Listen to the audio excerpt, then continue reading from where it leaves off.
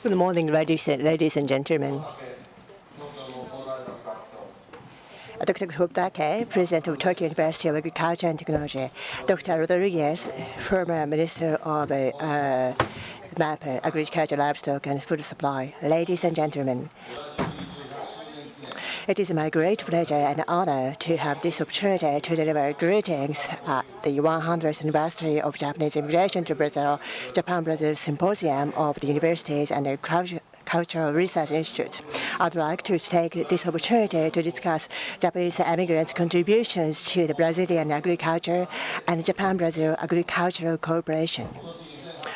This year 2008, is the Japan-Brazil Year of Exchange. Back in September 2004, then Prime Minister Mr. Koizumi visited Brazil. At his summit meeting with President Lula, the top leaders agreed to celebrate 2008, that marks the 100th anniversary since the first arrival of Japanese immigrants to Brazil, as the Japan-Brazil Year of Exchange. In commemoration of this, many ceremonies, including the centenary of Japanese immigration to Brazil, have been held.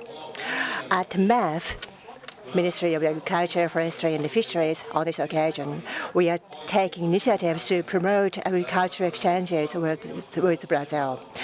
Through the support of this symposium, establishment of inter-college networking, we are hoping to help promote joint researches and information exchange in the agricultural science.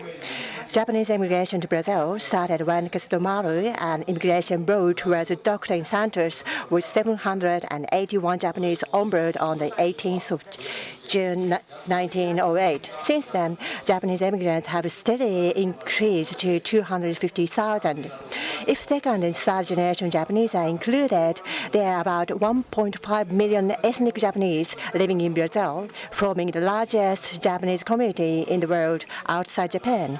Most of the immigrants are farmers and have contributed to the development of Brazilian agriculture significantly. In around São Paulo and other major cities, Japanese immigrants took the lead to introduce such vegetables as Chinese cabbage, chives, Japanese parsley, Japanese radish, and so on, and persimmon and apples. They developed a labor-intensive cultivation model of vegetables, fruit trees, and flowers. This has helped develop producing centers around the urban areas. This model was supported by manpower of family members and has created not conventional large or small farmers, but middle-sized farmers. These Japanese farmers vigorously promoted agricultural cooperative activities for distribution and sales of their produce and strived for plant breeding. In the Amazon region, Japanese immigrants introduced black pepper. The Japanese immigrants brought black pepper seedlings in Singapore on their way to Brazil and tried to grow them into Miyake Para, a colony in the Amazon. After a lot of trial and errors, they succeeded in cultivation and formed a large black pepper production center. The black pepper production suffered a serious decline at one stage due to pepper diseases. However, Japanese immigrants now utilize the inherent characteristics of the Amazonian region. They plant ingenious trees and in between them cultivate black pepper, cacao, passion fruit, and capriaco. They have succeeded in this agroforestry. The agroforestry has been reported in Japanese newspapers and magazines widely, and agroforestry means mixed planting of trees and crops. It promotes vegetation diversity and mitigates damages from agricultural pests. This model also helps farmers secure their income while growing forests, promoting rainforest conservation. As a very beneficial agricultural technique, it is now starting to spread to other Amazonian countries. I'm aware that Japanese immigrants, especially those who moved to Brazil in the early days, have gone through tremendous hardships. However, in Brazil, there are more number of Japanese immigrants than any other countries in the world, and immigrants and their second and third generation Japanese have been enjoying wonderful life in Brazil. The success was supported by Brazil's unique social environment.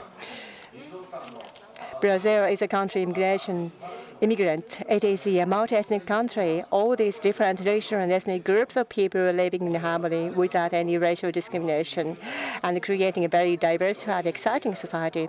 This social environment welcomed Japanese immigrants and helped them deliver their potentials and make their dream come true. Brazil is now enjoying a steady economic growth, including agricultural production.